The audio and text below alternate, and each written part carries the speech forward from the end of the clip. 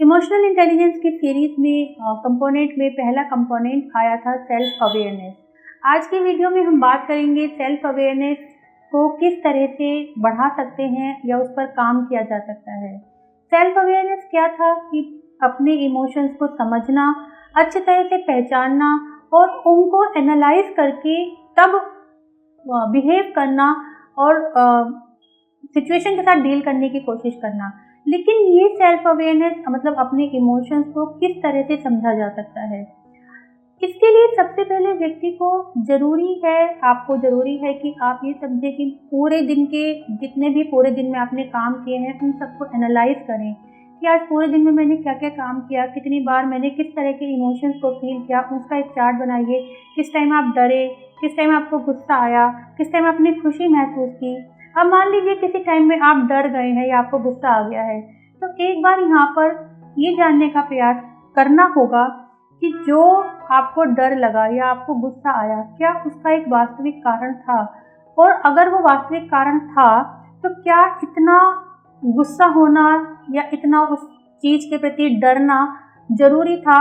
या उस पर कंट्रोल किया जा सकता था। तो खुद के व्यवहार को एनालाइज करके, सेल्फ रिफ्लेक्ट करके आप कोशिश कर सकते हैं अपने इमोशंस को समझने की, अपने इमोशंस को और ज़्यादा जानने की और उन पर वर्क करने की। दूसरा, जब कभी भी आप ऐसा बिहेव कर रहे हैं जो इमोशनली थोड़ा सा नेगेटिव है, यानी आप किसी सिचुएशन से बहुत डर रहे हैं या गुस्सा दिखा रहे हैं, तो ऐसे में अक्सर आपके मित्र या आपके कोई फैमिली मेम्बर जो आपके बहुत क्लोज है और बहुत आपका अच्छा ही चाहता है, तो आपको वो फीडबैक देता है कि ये जो आपने करा ये सही नहीं था, इसको इस तरह से भी डील कर सकते हैं। तो ऐसे में हमको कई बार बुरा भी लग जाता है कि वो हमको क्यों समझा रहा है, हमको नहीं समझाना, हमको सब कुछ अच्छे से आता है। लेकिन जो आपके ट्रस्टेड लोग हैं, जो आपका अच्छा चाहते हैं, वो ये जो फीडबैक दे रहे हैं वो आपके अच्छे के लिए हो सकता है। इसमें उनके फीडबैक को एक्सेप्ट करके आप अपने व्यवहार में सुधार कर सकते हैं, क्योंकि इमोशनल कंट्रोल कर सकते हैं, क्योंकि इमोशनल कंट्रोल ना होने के कारण ही बहुत सी चीज़ें बिगड़ जाती हैं। कई बार परिस्थितियाँ ऐसी होती हैं वहाँ इमोशनल कंट्रोल करने की बहुत ज़्यादा ज़रूरत होती है, लेकिन हम क्योंकि अपने इमोशंस पर कंट्रोल नहीं करते तो हमारी बहुत सारी चीज़ें बिगड़ जाती हैं। जैसे कि हमने अभी बताया था कि गुस्से के दौरान ऐसी बहुत सी चीज़ें हैं जो हम पा सकते हैं, लेकिन क्योंकि हमने उस दौरान अपने ऊपर कंट्रोल नहीं किया तो हम बहुत सारी चीज़ों को खो देते हैं, पा नहीं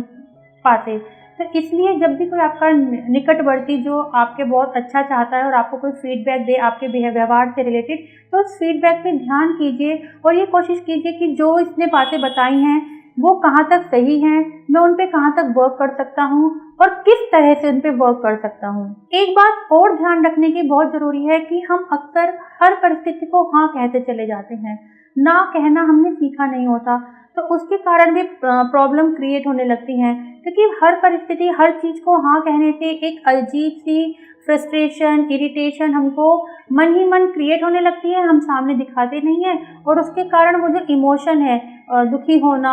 या गुस्सा आना, चिड़चिड़ा होना, ऐसे इमोशंस क्रिएट होने लगते हैं। और फिर जब ये चीज़ें बढ़ जाती हैं तो एक ब्लास्ट सा होता है और हम एकदम से अपने इमोशंस को तेज़ी से बाहर निकालते हैं, जिन पर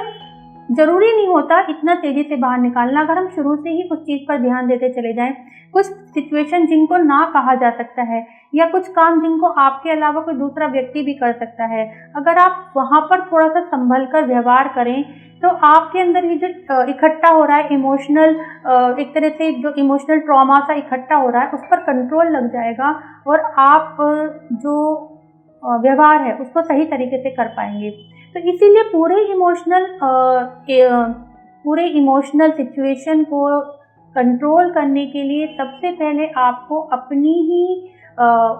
बातों से, अपनी ही चीज़ों से अवेयर होना बहुत ज़्यादा ज़रूरी है। इसलिए जब भी आपको ऐसा लगे कि मुझे गुस्सा आ रहा है, मुझे डर लग रहा है या ऐसा इमोशन क्रिएट हो रहा है कि उसको कंट्रोल करना ज़रूरी है बट मैं कंट्रोल नहीं कर पा रहा हूँ, तो वहाँ पर सेल्फ अवेयर अपने को एनालाइज करें, रिफ्लेक्ट करें और दूसरों की जो आपके निकटवर्ती हैं उनकी बातों पर ध्यान देकर व्यवहार करें। डेफिनेटली आपका एक अच्छा रिजल्ट देखने को मिलेगा अपने इमोशंस पर और अपने व्यवहार पर।